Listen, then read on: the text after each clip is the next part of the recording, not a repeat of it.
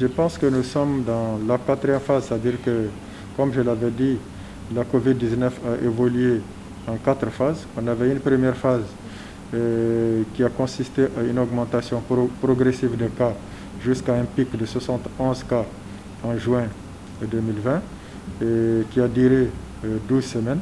Ensuite, nous avons une phase d'effervescence de la courbe progressive qui a duré pratiquement 8 semaines. Et ensuite, nous avons une phase en plateau avec une moyenne de 11 cas par jour qui a duré 12 semaines. Et c'est cette période qui a fait croire aux Maliens qu'on était vers la fin de l'épidémie, parce qu'on a enregistré pendant 4 jours pratiquement aucun cas. Et ensuite, brusquement, nous avons une relance, donc on appelle la phase, la seconde vague, qui a commencé effectivement, nous sommes à la 5e semaine, qui a atteint son pic le 4 et le 5 à 155 cas, n'est-ce pas, novembre. Et puis maintenant, quand même, nous avons une défervescence aussi progressive de cette courbe. Si la tendance se poursuit, effectivement, avec cette diminution du nombre de cas, certainement qu'on va observer, comme la première phase, une seconde phase en plateau. Et si, effectivement, les mesures de prévention sont respectées et que la vaccination pouvait voir le jour, je pense qu'on pourrait vraiment aller vers la diminution progressive et pourquoi pas vraiment la fin de l'épidémie dans notre pays. Effectivement, avant que justement qu'il y ait la reprise scolaire, nous avons été approchés par le ministère de l'Éducation nationale pour demander quelles étaient les conditions pour une reprise scolaire. Effectivement, nous avons dit que pour que la reprise scolaire soit, il faudrait, dans un premier temps, mettre à disposition de toutes les écoles, et principalement dans le district de Bamako, de bavettes. Deuxièmement, mettre à la disposition au niveau de ces différentes écoles, qu'elles soient publiques ou privées, des dispositifs de lavage des mains, et faire autant que faire se peut, faire respecter au niveau des classes la distanciation physique lorsque c'est possible, bien sûr.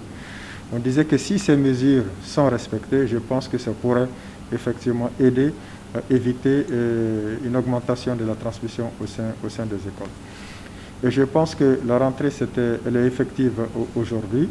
Et il était prévu par le ministère de l'Éducation nationale de donner des cours dans toutes les classes au début de l'enseignement sur la Covid-19, comment elle se manifeste, comment est-ce qu'il faut prévenir la maladie, quelles sont les mesures de prévention qu'il faut observer par rapport aux élèves. Et ceci doit durer 1 semaine.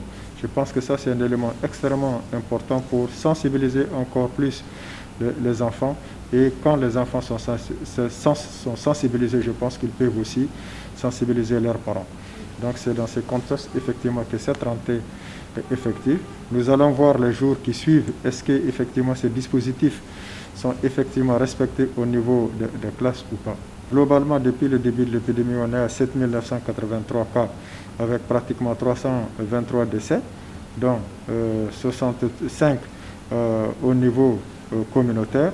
Et puis nous avons quand même, en termes de guérison, 5 717 guérisons. Aujourd'hui, nous n'avons pas encore le résultat, mais il faut dire que depuis 2 semaines, nous avons une diminution notoire du nombre de cas, de 16, 14, etc. Bon, mon mot de la fin, c'est vraiment engager nos compatriotes, engager nos concitoyens à respecter les mesures de prévention. C'est les mesures les plus simples, qui coûtent beaucoup moins cher et qui pourtant peuvent aider vraiment à freiner l'avancée de l'épidémie. Ça, c'est un élément extrêmement important. La sensibilisation doit être de rigueur pour que tous, à tous les segments de la société, doivent faire en sorte que les gens portent le masque, qu'ils se lavent les mains à l'eau au savon chaque fois que c'est possible, sinon disposer de gel hydroalcoolique pour nettoyer les mains afin d'éviter la contamination et respecter autant que faire se peut la distanciation physique. Et lorsqu'on est amené à éternuer, au lieu d'éternuer dans les mains, il est important d'éternuer dans le creux du coude.